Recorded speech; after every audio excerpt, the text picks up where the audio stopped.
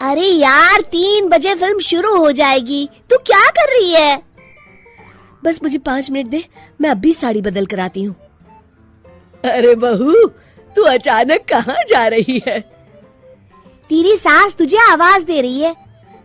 अरे छोड़ ना, ये बुढ़िया कभी नहीं सुधरेगी। क्या हुआ माँ जी?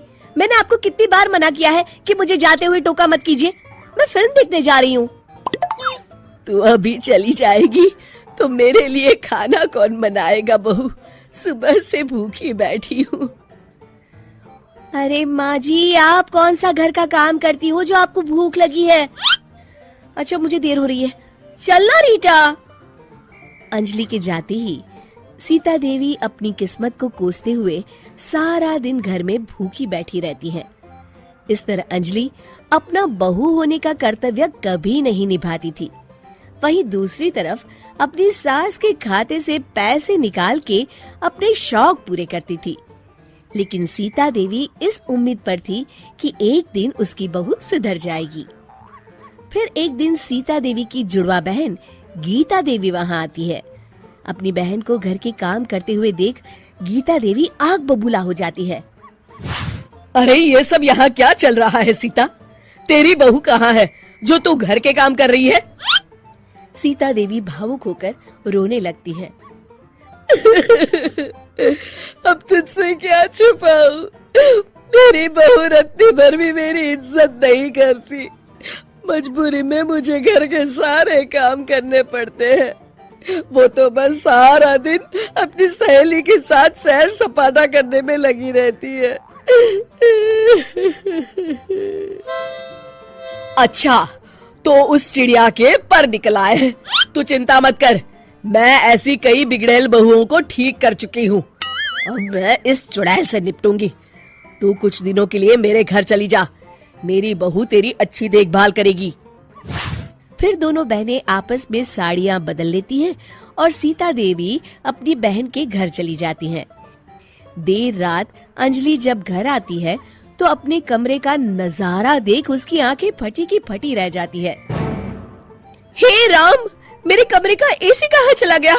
और मेरा 56 इंच का एलईडी टीवी कौन ले गया? अंजलि तहस के साथ अपनी सास के कमरे में जाती है।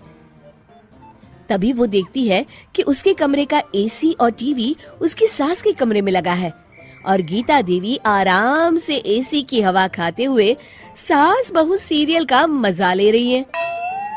अच्छा, तो ये सब इस बुढ़िया की कारस्तानी है। अभी इसे बताती हूँ। ये सब क्या है माँ जी? आपकी हिम्मत कैसे हुई मेरे सामान को हाथ लगाने की? क्यों बहू, ये सारा सामान तूने तेरे पिताजी के पैसों से खरीदा है क्या? हैं? लगता है तू भूल गई कि ये सारा सामान मेरे पैसों से आया है, इसलिए मैं अपनी सारी चीजें अपने कमरे में उठा लाई। तुझे कोई एतराज है? चल जा यहाँ से, सीरियल का मजा किरकिरा मत कर। गीता की बातों का कोई जवाब नहीं बनता देख अंजलि अपने दांत पीस कर रह जाती है। अगले दिन रीटा और अंजलि शॉपिंग पे जाने की तैयारी करती हैं। अंजलि जैसे ही अपनी स्कूटी पर बैठती है तभी गीता देवी स्कूटी की चाबी निकाल लेती है।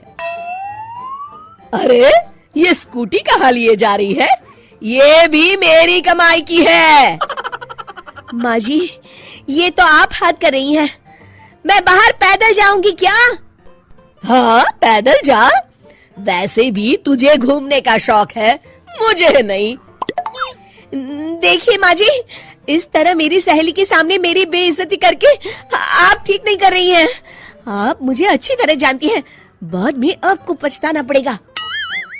अच्छा, तो तू नहीं सुधरने वाली। मेरे ही घर में मुझे ही धमकी दे रही है। तेरी याददाश्त के लिए बता दूं कि ये मकान मेरे नाम पर है। अब तू देख, मैं आज ही अपने बिल्लू वकील को बुलाकर ये सारी जायदाद अनाथालय को दान कर देती हूँ, फिर तुझे एक ढेला भी नहीं मिलेगा। गीता की बातें सुनकर अंजलि के पैरों तले जमीन खिसक जाती है। अरे, अगर तेरी सास ने तुझे अपनी जायदाद से बेदखल कर दिया तब तो तू सड़क पर आ जाएगी। मैं तो कहती हूँ चुपचाप अपनी सास से माफी मांग ले अंजलि। हाँ, तू बिल्कुल सही कहती है, मेरी सास का कोई भरोसा नहीं है। अरे नहीं नहीं माँ जी, ऐसा गजब मत करिए, आज के बाद मैं आपको कोई तकलीफ नहीं दूंगी और घर के सारे काम ना मैं ही कर लूंगी। मैं आपको एक अच्छी बहू बनकर दिखाऊंगी। कुछ दिनों के बाद, ये लीजिए माँ जी, आराम से गाजर का हलवा खाइए। खुशबू तो बहुत अच्छी है। हाँ माँ जी, वैसे मैंने सब काम कर लिया है, तो मैं आपके पैर दबा दूं, आप आराम से हलवा खाइए। इस तरह गीता देवी अंजलि को सही रास्ते पर ले आती है और सीता देवी वापस अपने घर में आकर रहने लगती है।